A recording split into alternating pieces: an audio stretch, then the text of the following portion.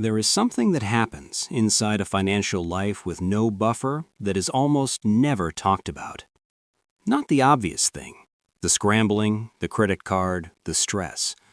Something quieter than that. When there is no buffer, every financial decision gets made under pressure.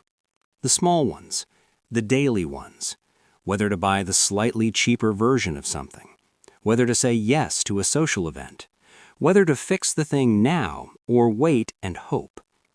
Each of these decisions carries a weight it should not have to carry. And that weight, that constant low-level calculation, is exhausting in a way that compounds quietly over months and years. Research on financial stress shows something striking. The cognitive load of managing scarcity, of constantly calculating, constantly rationing, constantly choosing, actually reduces the mental bandwidth available for other decisions.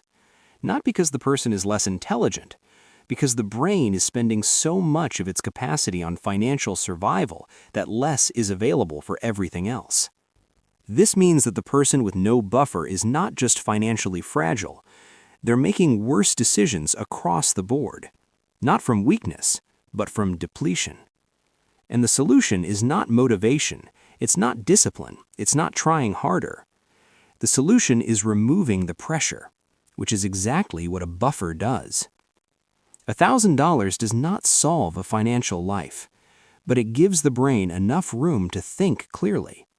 And clear thinking is where better decisions come from, which is why the first $1,000 saved is not just a financial milestone, it's a cognitive one.